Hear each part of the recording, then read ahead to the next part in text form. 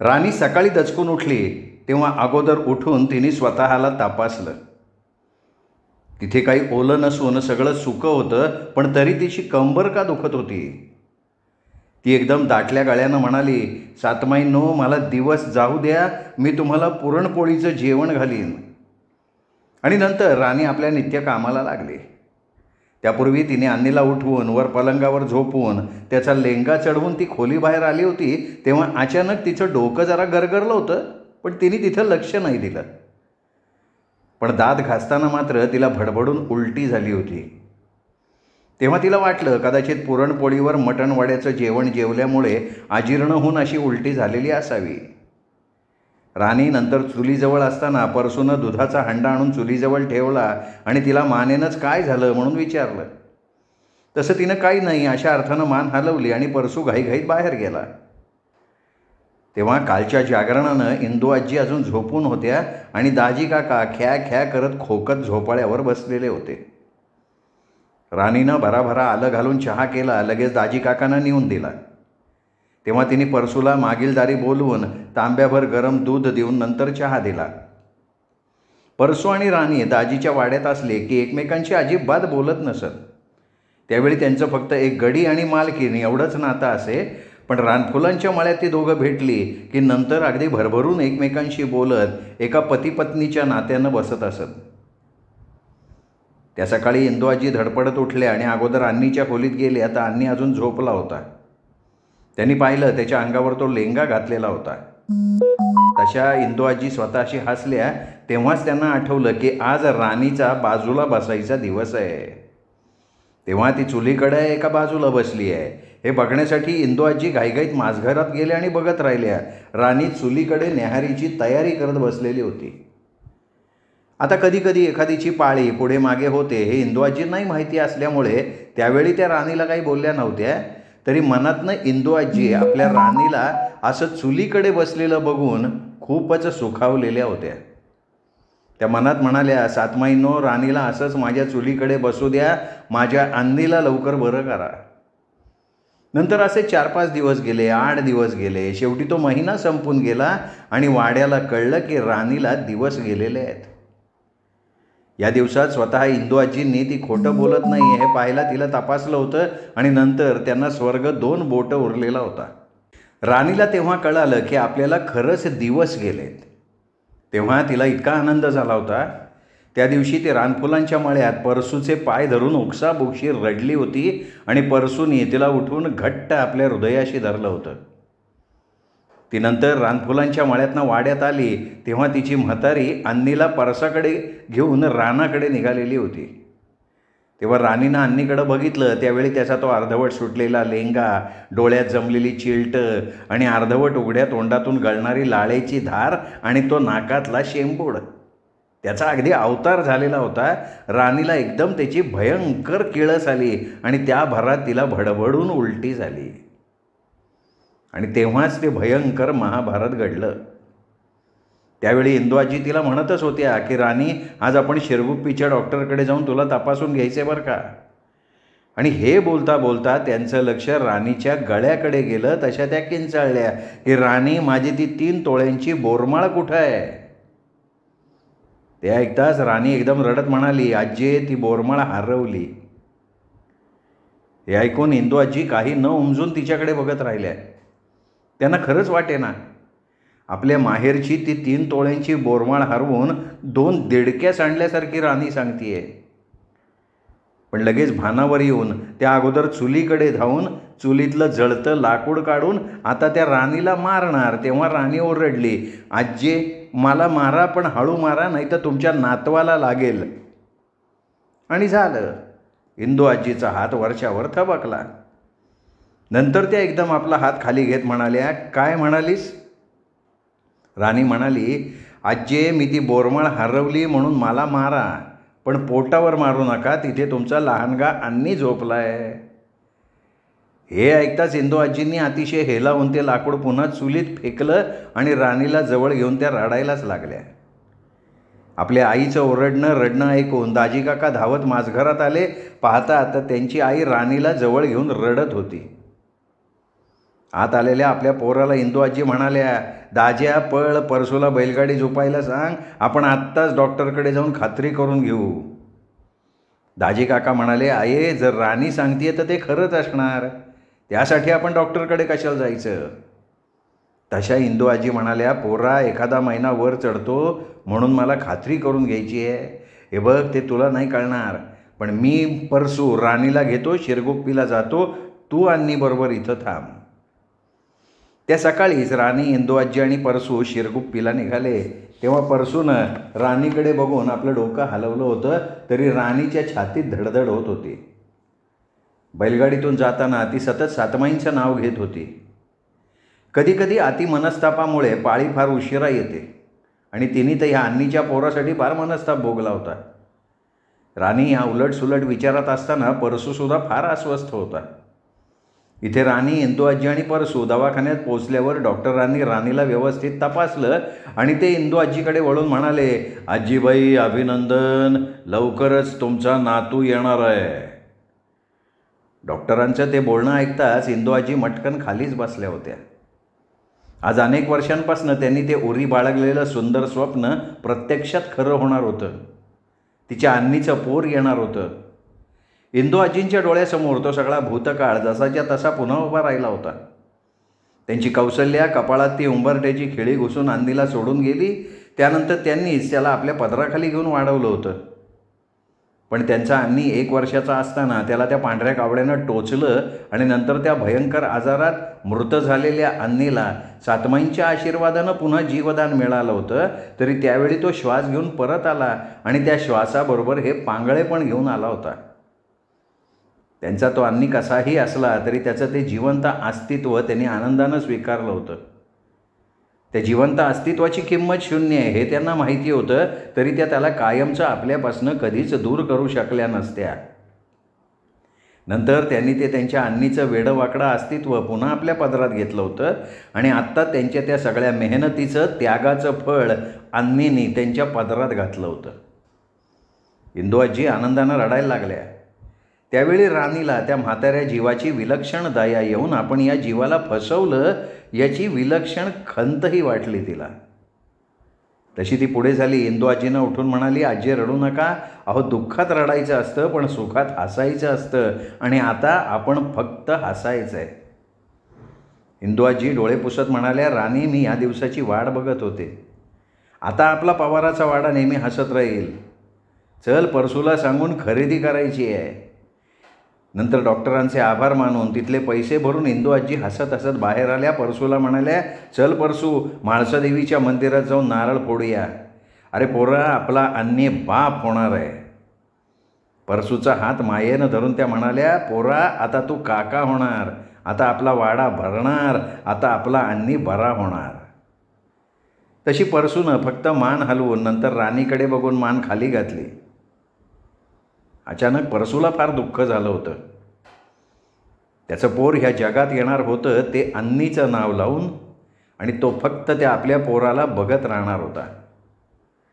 राणीला दिवस जाणेनं 3 घटना परस्पर एकाच वेळी घडल्या. प्रथम म्हणजे इंदू आजीला अत्यंत आनंद होऊन आता त्यांचं स्वप्न खरं होणार होतं. दुसरी, राणीला आनंदाबरोबर एक अपराधाची बोच मनाला लागली होती. आणि तिसरी म्हणजे परसूला आपल्या येणाऱ्या पोराचं पितृत्व अन्नीकडे जाणार म्हणून दुःख झालेलं होतं. त्या दवाखान्यातून बाहेर पडता पडता राणी म्हणाली, आजी ती बोरमाळ. तेव्हा इंदू आजी हसत म्हणाल्या, अगं जाऊ दे त्या बोरमाळेला, असल्या 56 बोरमाळा तुझ्यावरनं ओवाळून टाकीन मी. चल आत्ताच्या आत्ता आपण तुला बोरमाळ करायला टाकू, नंतर तुझ्या घरी मिठाई घेऊन जाऊ आणि उषा, नली, नारायणला घेऊन वाड्याकडे निघू. अगं मी सातमाईंना पुरणपोळी वाढणार, गाव जेवण घालणार आहे मी. हे ऐकून राणी फक्त अतिसमाधानानं हसली. इंदू आजींनी परसूला त्या मिठाईच्या दुकानासमोर बैलगाडी घ्यायला सांगितली आणि त्या राणीला घेऊन त्या मिठाईच्या दुकानात गेल्या. तिथे त्यांनी पेढे, जिलबी आणि खूप काही मिठाईची खरेदी केली. नंतर सोनाराच्या दुकानात राणीला बोरमाळ करायला टाकून त्यांनी परसूला बैलगाडी राणीच्या घराकडे न्यायला सांगितली. जेव्हा राणीच्या घरासमोर ती बैलगाडी थांबली त्यावेळी घरासमोर कोण आलंय हे पाहायला बाहेर आलेले उषा, नली, नारायण आजींना आणि आपल्या ताईला बघून एकदम सफेद पडून घाबरे घोबरे झाले. ते बघितलं आणि परसूला त्या तिघांचं फार वाईट वाटलं. त्या दिवशी त्यांच्या वाड्यातून गेलेले ते 3 लहान जीव आपल्या ताईच्या चिंतेनं मानसिक ताणाखाली होते. त्यावेळी परसूनच त्या तिघांना वाड्यात जे काही घडलं ते कोणाला सांगू नका असं बजावलं होतं. तरी आता बैलगाडीतून इंदू आजी उतरल्या तसं त्या तिघांनी घाबरून त्यांच्याकडे बघितलं. पण त्यांच्या पाठोपाठ त्यांची ताई हसत हसत खाली उतरली तेव्हा ते तिघेही तिला येऊन बिलगले. राणी हसत म्हणाली, चला आता घाबरायचं नाही, आजीनं तुमच्यासाठी छान छान खाऊ आणलाय हो. एवढं बोलून राणी इंदू आजींसकट त्या सर्वांना आत घेऊन गेली तेव्हा राणीची आई चुलीजवळ होती तर राणीचे वडील दुकानात होते.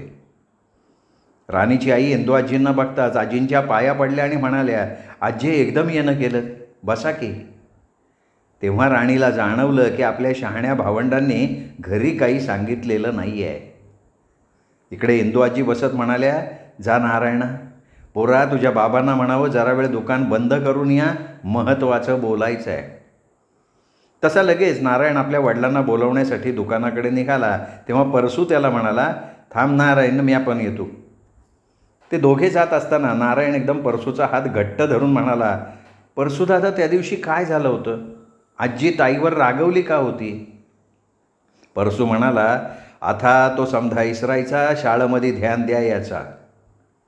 आणि थोडा मोठा असलेला नारायण एकदम दुःखानं म्हणाला, परसू दादा, माझी ताई खूप चांगली आहे. माझ्या मनावरनं एक ओझं सतत असतं.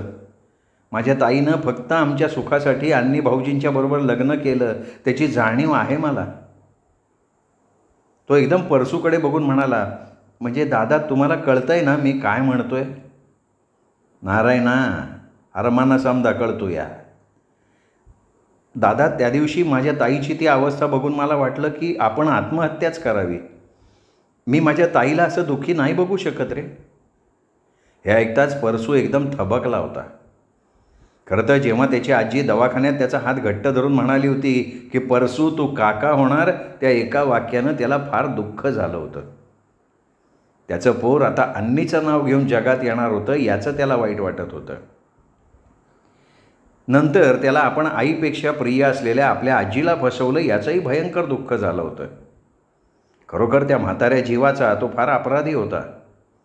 आणि त्यावेळी त्याला आपल्या अन्नीची फार आठवण आली होती. तो अन्नीला आपला लहान भाऊ मानत होता आणि त्या नात्यानं राणी त्याची वहिनी लागत होती. त्यावेळी परसूला प्रथमच आपली घृणा वाटली होती. त्यानं एका राणीच्या घरासाठी स्वतःच्या भावाला आणि घराला फसवलं होतं. त्या एका भावनेनं त्याने त्या क्षणी स्वतःच्या मनाला विचारलं, त्याला खरोखर राणीच्या घराला वाचवायचं होतं का सुंदर राणीचा त्याला मोह पडला होता? बेशुद्ध होऊन अंगणात पडणाऱ्या राणीला सावरताना तिच्या स्पर्शानं तो पुलकित का झाला होता? आपण आपल्या घराला फसवलंय का? परसू ह्या सगळ्या विचारांनी त्यावेळी फार अस्वस्थ झाला होता. परंतु आता त्या नारायणाचे ते बोलणं ऐकून त्याच्या मनाची ती अपराधीपणाची टोचणी एकदम नाहीशी होऊन त्याला वाटलं, नाही, त्याला कधीच राणीबद्दल कसलंही आकर्षण वाटलं नव्हतं आणि त्यांनी त्यावेळी जो निर्णय घेतला तो ठीकच होता. जर त्यांनी त्या दिवशी राणीला होकार दिला नसता तर त्याचा तो वाडा, त्याचा अन्नी, त्याचे दाजीबाबा आणि आजी आणि त्याला स्वतःला घेऊन आपापल्या जागी घट्ट असते, पण राणीचं सगळं घर बुडालं असतं. कदाचित या नारायणानं आत्महत्या केल्यानंतर त्याच्या सगळ्या घरानेच तो मार्ग पत्करला असता. आपण एका घराला वाचवलंय हे पुण्याचं काम आहे. या गोष्टीचं परसूला एक वेगळंच समाधान मिळालं. जर कुठल्या गोष्टीत वासना नसेल तर ते पाप नसतं. आणि परसूला त्या क्षणी वाटलं आपल्या अन्नीच्या जीवनापेक्षा या हुशार नारायणाचं आयुष्य महत्त्वाचं आहे. परसू अगदी मोकळा होऊन नारायणाला म्हणाला, नारायणा पोरा, आता तू शिकायचा आणि अन्नीच्या पोराला पण आपण शिकवायचा. तेव्हा नारायणाला कळलं नाही हा परसू काय बडबडतोय. पण तेव्हाच ते राणीच्या वडिलांच्या दुकानाजवळ पोहोचले होते. दत्तू यादवाच्या किराणा दुकानात त्यावेळी गिरायकांची गर्दी होती. तरी नारायण आणि परसूला असं दुकानात आलेलं बघून ते आश्चर्यानं म्हणाले, अरे परसू, आज अचानक इथे? वाड्यात सगळं ठीक आहे ना? तेव्हा नारायण म्हणाला, बाबा, घरी आजी आणि ताई आल्या आहेत आणि आजीने तुम्हाला लगेच बोलवलं आहे. तसे दत्तू यादव जरा विचारात पडले आणि काळजीनं परसूला म्हणाले, परसू, अन्नी ठीक आहे ना रे? त्यांची ती काळजी जाणून परसू म्हणाला, यो बघा, समधा ठीक आहे, पण तुम्हांनी योग चांगली बातमी द्यायची आहे, त्यो आमचा आजीच देईन. तेव्हा तुम्हांनी दुकान बंद करून छान आजीनं बोलवलं आहे. आणि त्यांनी आणि परसूनं पुढं होऊन ती सगळी गिऱ्हाईकं भराभरा सांभाळली आणि नंतर दत्तू यादवांनी दुकान बंद केलं आणि ते घाईघाईनं नारायण आणि परसूबरोबर आपल्या घरी आले. जेव्हा दत्तू यादवाच्या सगळ्या घराला कळलं की त्यांची राणी लवकर आई होणार आहे, तेव्हा त्या सगळ्यांना आश्चर्याचा आणि आनंदाचा धक्का बसला. परंतु त्यातल्या त्यात आपल्या पोरीला संसारात पतिसुख नाही म्हणून खंतवणाऱ्या राणीच्या आईवडिलांना या गोड बातमीनं फार बरं वाटलं होतं. राणीची आई तर राणीला चुलीजवळ नेऊन म्हणाली, राणी, जावई बापू ठीक आहेत ना? तुला ते सगळं काही मिळतं आहे ना? तसा आईच्या बोलण्याचा रोख ओळखून ती हसत हसत म्हणाली, आई, तू काय काळजी करू नको, हे एकदम ठीक आहेत, म्हणून तर मी ही आनंदाची बातमी तुम्हाला द्यायला आली आहे. हे ऐकताच राणीच्या आईनं गहीवरून आपल्या पोरीच्या कपाळाचं चुंबन घेतलं होतं. इंदू आजींनी ती गोड बातमी सगळ्यांना सांगितली आणि आणलेल्या मिठाईतनं थोडी जिलबी आणि पेढे सातमाई आणि अन्नीसाठी बाजूला काढून ती सगळी मिठाई तिने राणीच्या घरी देऊन टाकली. तसंच उषा, नली आणि नारायणला जवळ घेऊन आपल्या चंचीतून काही रुपये काढून देत त्या म्हणाल्या, पोरांनो, या पैशातून तुम्हाला काय पाहिजे ते घ्या. आणि दत्तू यादवकडे बघत म्हणाल्या, उद्या पोरांना न्यायला परसू येईल, नंतर 4 दिवस ती माझ्या वाड्यावरच राहतील, कारण मी सातमाईंच्या नावानं गावाला पुरणपोळीचं जेवण घालणार आहे. तसंच त्याच्या आदल्या दिवशी परसू तुम्हाला आणायला बैलगाडी घेऊन येईन. आता मी म्हाळसादेवीच्या मंदिरात नारळ फोडून निघते. आणि नंतर त्या सगळ्यांचा निरोप घेऊन म्हाळसादेवीच्या मंदिरात नारळ फोडून इंदू आजी राणीसह आपल्या वाड्याकडे निघाल्या. त्यावेळी परसूला पुन्हा खूप समाधान झालेलं होतं. त्या दिवशी इंदू आजी बैलगाडी अंगणाजवळ येताच त्या बैलगाडीतून टुणकन उडी मारून दाज्या दाज्या करून ओरडत आपल्या वाड्यात शिरल्या आणि म्हणाल्या, दाज्या, मी तुला म्हणाले होते ना, आपला अन्नी पुरुष आहे. बघ, त्याला त्या वेताळाच्या पूजेनं तो पुरुष आहे हे त्यांनी सिद्ध केलं आहे. आता तो बाप आणि तू आज्जा होणार आहेस. दाजी काका ख्या ख्या करत हसायला लागले. तेव्हा त्यांना अन्नीचं भयंकर कौतुक वाटलं होतं. तरी आपल्या पोराकडे बघताना त्यांना लाल गळणारं ते ध्यान बघून वाटलं होतं, हे सगळं खरं असेल ना? त्या विचाराने ते जास्त खोकायला लागले. तेव्हा इंदू आजींनी अन्नीची दृष्ट काढून त्याला एवढं खाऊ घातलं की त्याने अंगणात 2-4 ठिकाणी घाण करून ठेवली होती. आज इंदू आजींना आपण 10 वर्षांनी तरुण झाल्यासारखं वाटत होतं. त्या आल्या आल्या राणीला म्हणाल्या, राणी, भराभरा भाकऱ्या थाप, उसळ कर, दह्याचे दाणे घालून चटणी कर, आज ही मिठाई घेऊन आपल्याला सातमाईंच्याकडे जायचं आहे. तशी राणी भराभरा स्वयंपाकाला लागली होती. त्या दिवशी सातमाईंना म्हणून राणीनं गरमागरम भाकऱ्या केला, तिखट वालाची उसळ केली, लसणाची चटणी दाण्याच्या कुटाबरोबर केली, वांग्याचं दही गूळ घालून भरीत केलं. जोडीला कोवळ्या कांद्याच्या पातीत चण्याची डाळ घालून तेलात परतवून खमंग भाजी केली, मिरच्या तळल्या आणि आपल्या म्हातारीच्या देखरेखीखाली सातमाईंना ताटात जेवण आणि आणलेली मिठाई ठेवली. तेव्हा इंदू आजी म्हणाल्या, दाज्या, मी सातमाईंना जेवण ठेवून येते, तू जेवून घे. परसूला म्हणाल्या, परसू, अन्नीला घे. राणी, तू ते ताट घे. आपण सातमाईंना जेवण ठेवू, नंतर येऊन जेवू. मला आधी सातमाईंचं तोंड गोड करायचं आहे. आणि इंदू आजी, अन्नी, राणी आणि परसूसह आमच्या वाड्यात आल्या, त्याचमुळे आंबे आंबे असं ओरडत आमचा सगळा वाडा त्यांच्या भोवती गोळा झाला. वाड्यातली सगळी मंडळी शेतावर गेली होती, तर आम्ही पोरं शाळेत गेलो होतो. फक्त आमचा एक तातू गोठ्यात काहीतरी करत बसला होता. त्यावेळी इंदू आजी सातमाईंना जेवण घेऊन माझ्या आजीच्या नावानं हाका मारत आल्या. जेव्हा इंदू आजी आंबे आंबे करत आल्या, तेव्हा आजी आत्याच्या खोलीतनं बाहेर येत आश्चर्यानं म्हणाली, अगं हो हो इंदू, आपल्या वयाला एवढा उत्साह ठीक नाही आहे. चल बस. आणि हे काय, राणी सातमाईंसाठी जेवण घेऊन आली आहे, काय विशेष आहे का काय? तशी इंदू आजी आनंदानं हसत म्हणाल्या, आंबे, आता बघ, मी 100 वर्ष जगणार आहे. माझा अन्नी बाप होणार आहे आणि हा परसू काका होणार आहे. हे ऐकताच आमचा सगळा वाडा अन्नीला बघत स्तब्ध झाला. एखाद्या आवळ्याच्या झाडाला भला मोठा कोहळा लागावा अशी ही आश्चर्यजनक बातमी होती. आणि लगेच इंदू काकींना काही वाटू नये म्हणून माझी आजी सावरून घेत म्हणाली, खरं सांगतेस इंदू? बघ, सातमाईंनी तुझ्या पहिल्या नातवाचा कौल दिला होता. सातमाई सांगतात ते नेहमी खरं होतं हो. तेव्हा पुढं होऊन आमच्या आत्यानं आणि आमच्या आयांनी राणीचं अभिनंदन करून तिला आशीर्वाद दिला होता.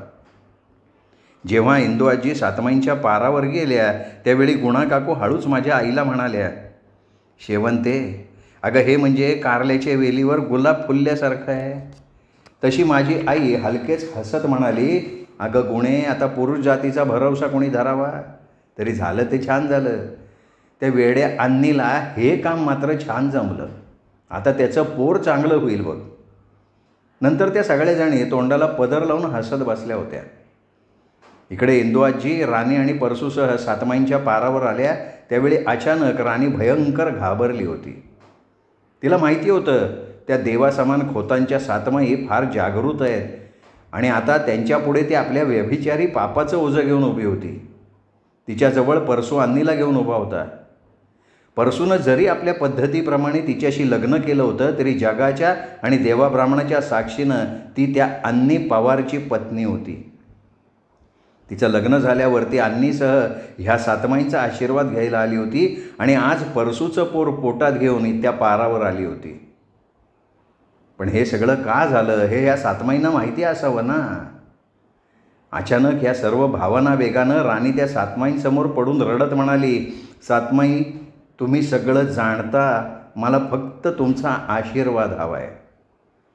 नंतर ती रडत हात जोडून मनात म्हणाली, सातमाईंनो, मी तुमच्या पवित्र पारावर माझ्या अपवित्र शरीरानं उभी आहे. हे मूल ह्या परसूचं आहे, पण मला हे सगळं त्या पवारांच्या सुरक्षित चुलीसाठी करावं लागलं होतं. मला क्षमा करा. राणीनं अगदी नाक घासून घासून सातमाईंकडे पुन्हा पुन्हा क्षमा मागितली होती. त्यावेळी राणीला माहिती नव्हतं की सातमाईंनी तिला क्षमा करून सगळं काही दिलं होतं. आता राणी सातमाईंसमोर नाक घासून क्षमा मागत होती. इंदू आजींना वाटलं ती सातमाईंचा आशीर्वाद मागती आहे. तशा त्या पटकन परसूला म्हणाल्या, परसू, अन्नीला घेऊन राणीजवळ उभा राहा, आशीर्वाद घ्या तुम्ही. तेव्हाच आमचे नागो काका खत न्यायला आले होते. ते अचानक पाराजवळ आले आणि म्हणाले, अन्नीला पहिला मुलगा होईल. हे ऐकून इंदू आजींना, राणीला, परसूला अतिशय आनंद झाला. तरी जो बाप होणार होता तो अन्नी मात्र त्यावेळी आज्जे करत आपल्या आजीजवळ जायचा प्रयत्न करत होता आणि राणीला क्षणात जाणवलं. ज्या अर्थी सातमाईंनी तिच्या पापाचा अन्नीचा मुलगा म्हणून उल्लेख केला होता, याचा अर्थ त्यांनी तिला क्षमा करून तिच्या मुलाचा अन्नीचा मुलगा म्हणून स्वीकार केला आहे. त्या क्षणी राणी अक्षरशः सातमाईंचे पाय धरून धो धो रडायला लागली. तशा इंदू आजी मायेनं राणीला उठवत म्हणाल्या, पोरी रडू नकोस, तूच म्हणतीस ना माणसानं आनंदाच्या वेळी हसावं, मग आता रडायचं नाही, आता तू फक्त हसायचं. तेव्हा खरंच आमची लहानगी राणी परसूकडे बघून आनंदानं हसली. तेव्हा इंदू आजी सातमाईंसमोर वाकून म्हणाल्या, सातमाईंनो, तुमचे माझ्यावर खूप उपकार आहेत. तुम्ही माझ्या अन्नीला कसं का होईना पुनर्जन्म दिलात, माझ्या डोळ्यासमोर ठेवलं आणि आज त्याचं मूल येणार आहे. तेव्हा सातमाईंनो, माझ्या या राणीवर, ह्या अन्नीवर आणि या परसूवर सुद्धा तुमच्या रक्षणाचा पदर घाला. मी तुमच्या नावानं परवा पुरणपोळीचं गाव जेवण घालणार आहे. तुमचा आशीर्वाद माझ्या पवाराच्या घराण्यावर असू देत. त्यावेळी आमच्या इंदू आजींनी नकळत अन्नी आणि राणीवर सातमाईंच्या रक्षणाचा पदर मागताना त्यात परसूचं नावसुद्धा गोंदवलं होतं आणि तो एक योगायोग होता. इंदू आजी नंतर त्या सगळ्यांसह वाड्याच्या आत आल्या तेव्हा नागोकाकांनी राणीला होणाऱ्या मुलाचा सातमाईंचा कौल अगोदरच आमच्या वाड्यातल्या सगळ्यांना सांगितला. आणि जेव्हा इंदू आजी आंबे आंबे ओरडत आल्या तेव्हा आजी हसत म्हणाली, इंदू, नागोनी तुझ्या अन्नीच्या पोराचा कौल आम्हाला सांगितला हो. इंदू, आता तुझ्या मनासारखं झालं ना, आता हिला नीट जप. हे बघ, मी आणि आनंदी हिचं बाळणपण सुखरूप करू. काय ग राणी?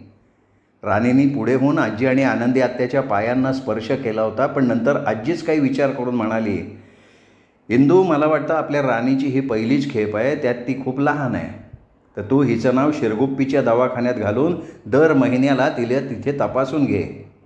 बाळणपण माहेरी करायची पद्धत आहे आणि आणायचं राणीचं माहेर शिरगुप्पीला आहे. ते ऐकताच इंदू आजी म्हणाल्या, आंबे, अगं तुझा वाडा हिचं माहेर आहे. आता मी सातमाईंचा पदर सोडून हिला कुठे पाठवणार नाही. तू बघतेस ना आपल्या सखाचं काय झालं. आणि दुसऱ्या क्षणी इंदू आजी गप्प झाल्या. माझी आजी घाईघाईत म्हणाली, इंदू, जर तुझा एवढा सातमाईंवर विश्वास असेल तर तुझ्या मनासारखंच होईल हो.